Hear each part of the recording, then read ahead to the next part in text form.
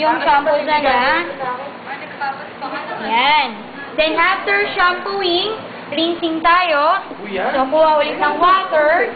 Then, rinse naman. Ayan. Kanina nabuhusan ko siya. Ayan. Then, after rinsing, May tinuro ako yung okay.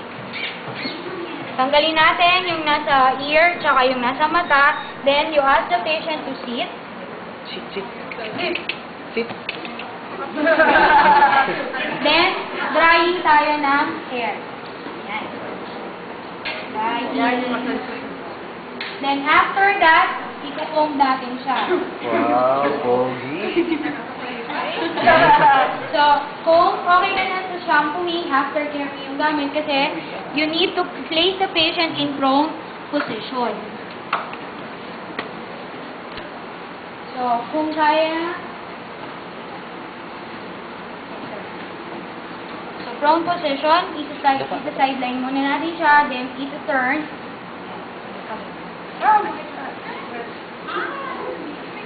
Ay, laki. Higa ka.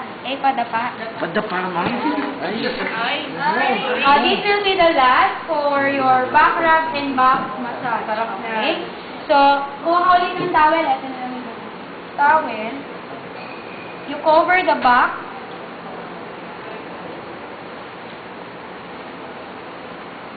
So, ito, nandito yan sa labas. Ito yung upo mo. Then, gawa ka ng meet ulit. Then, Mami, yung pipinagan natin. hindi, yun nandito na yun. Ayun na. Okay? Then, yun nandito na yun. Pangalawa na siya. So, i-wipe mo na siya. Pwedeng pa ganyan. O kaya pwede. Okay. Then, after that, drying tayo.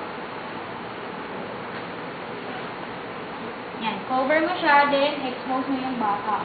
Wow. Okay? I love it. Sa bata, ganun ulit. Matabat. Ba't may itong ko yun? Yan. So, sa principal S, dito naman pa, rectangular. Dito pa, J motion. So, you start here, ganyan, hanggang papunta sa ano. Then, yung other side ng meat, ito, dito, ganyan. Then, sa ano. Then, rinse mo siya, yung other side, yung pinaka-top portion, then yung other side, yung other portion.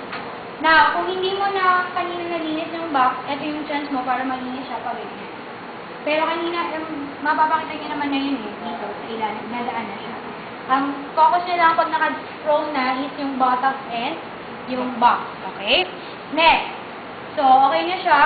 You can now perform yung massage. Massage is for relaxation and promote good blood circulation. Now, kuha ka ng powder. Yung powder, hindi mo gawin na ganyan, no? Lagay mo sa palm mo. Yan. Then, you start with effleurage. Effleurage, ito yung ginagamit mo for beginning and at the end of massage. So, stroking siya. So, paano? Patakas. Effleurage. Okay? Yan. Next is pet massage. Pet massage is kneading massage. So, example niyan. Okay? Then, yung ating component.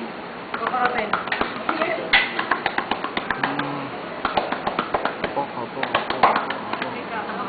Then, after nun, okay na. Ay, sorry. After component, effleurage ka ulit. Beginning and at the end of Ano po yun? ulit. Effleurage. Nagsiswimming. Then, ito, kneading. Ay pala. Butterfly. Then, component. Then, effleurage. Okay. Then, remove na natin yung towel. Then, you ask the patient, to supine. Wala ka na ulit. Then, in supine position, kung nakasupine na siya, pwede mo nang palitan ng bagong patient's gown, palitan ng bagong top sheet yung ating butt blanket. Then, of course, may grade din yung ating aftercare. So, lahat ng cottons na ginamit mo dapat nakadispose sa trash can. Walang spill off ng water dito. Bakit? Kasi, kung gano'ng kadami yung tubig na natapon, ganun din kalaki yung bawas. So, kung may swimming pool dito, minus 20 yun. Okay? Pero kung hindi naman swimming pool yan, konti lang, minus 10. Kung medyo may patak-batak, minus 5. Pag basa ang patient, basa yung likod niya after shampooing, minus 10 agad yun. Basa ang linin, minus 10 agad yun. Ang dami kasi mga minus 200. Ma'am, may pilo pa ba? Wala na, ganyan na siya. Ganyan na tapos. Para kasi hindi nyo na mabasa. Kasi yung iba pinagagamit namin dati, basang-basa lahat ng pilo. So to prevent that, ito na lang yung gagamitin yung linen, top sheet, butt blanket. Tsaka yung patient, yeah. Any questions? The other type ng, yung nakalimutan kong mention ng pads, di ba, meron kang cleansing, other one is therapeutic. Pag therapeutic, depende yun sa request ng doctor kasi nilalagyan nila ng medications or solution yung water na ipang butas dun sa patient. Okay? So, yun. Any questions? Ayan. Siyempre, sa practicals, bawal magsalita ang patient. Pag nakita ni ma'am yan na nagsalita, parehas siya yung may deduction. Paano Okay? Pag absent ang partner mo, nakasked ka, that time, umabsent siya. Wala na kayo parehas na practical. Pasok ka. Okay? Ito yung practicals na no special practical exam. If you miss bed bath, zero yung